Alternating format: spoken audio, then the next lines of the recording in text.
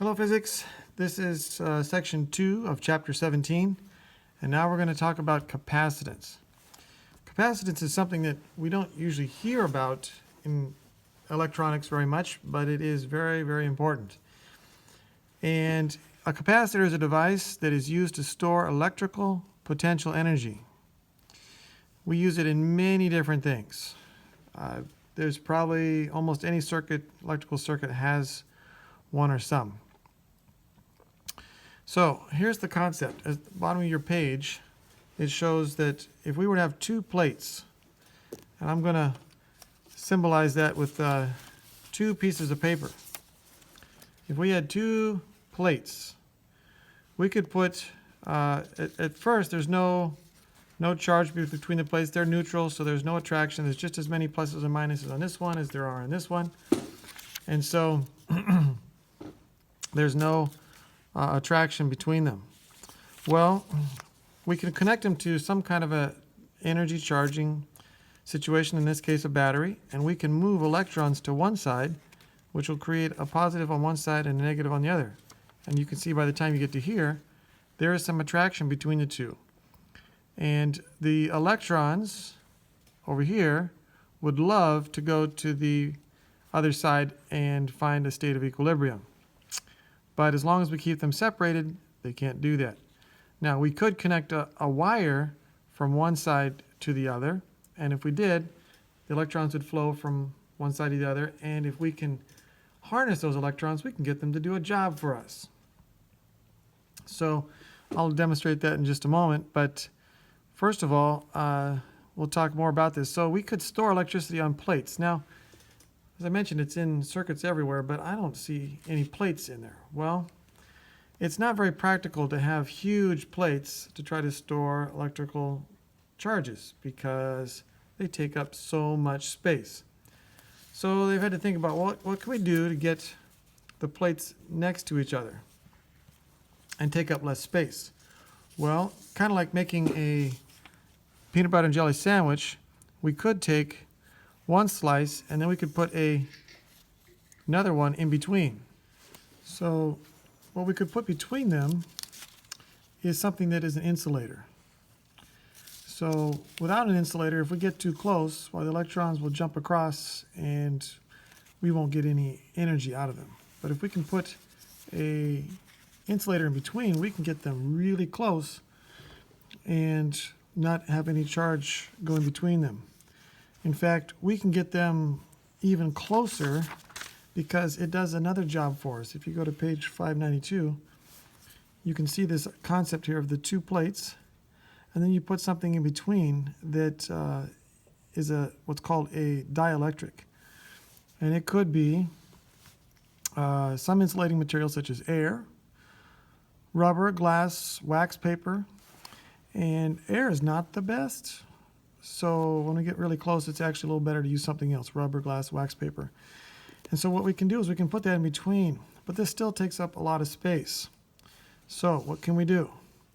Well, we can actually take it and roll it up. We can roll it.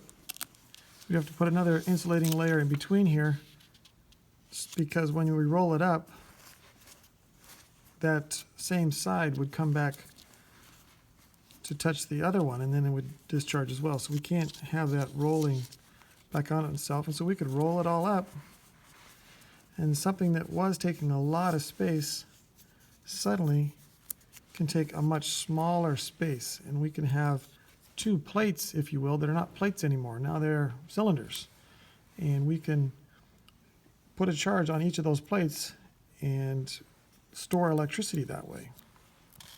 So I want to show you some real capacitors. Now this one is really big. This is a huge capacitor. All right, so there you see the different connectors to the different plates. I have a smaller one here, but still, this is a huge one.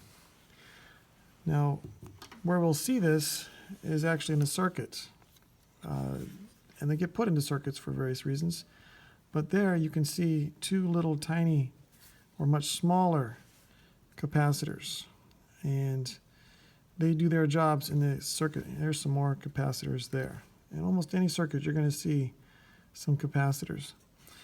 Well, in class a while back, we saw some capacitors, and you remember this guy from our Lego project. So here's a motor, and we can generate electricity, and we are doing work. We're actually pushing those electrons from one side to the other, so they're going from one piece of paper to the other.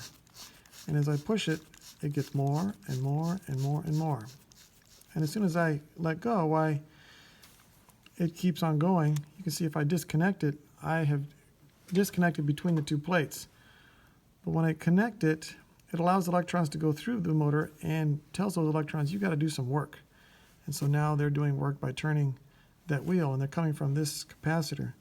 So you can see that this capacitor here is really a small one of these.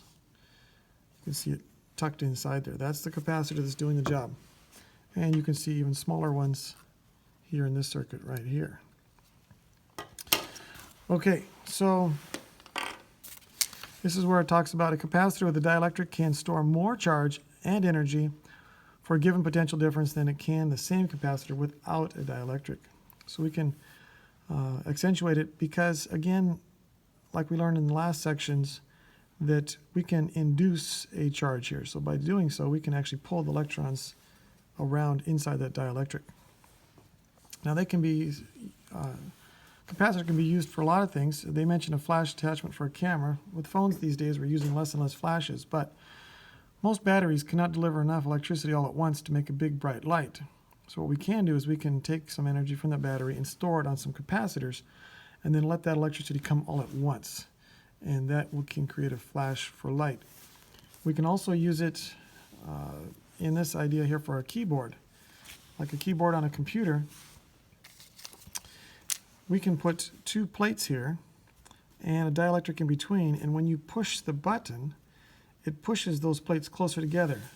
Now if you push these plates closer together, do you think that's going to change the electric field in here? And the answer is yes. And so when you have a keyboard and you push a button, you can then get that change in a field, which the circuit can be designed to recognize that change, and we can then transmit that into, that is a letter B, whatever it's been programmed to do. So we have these equations here.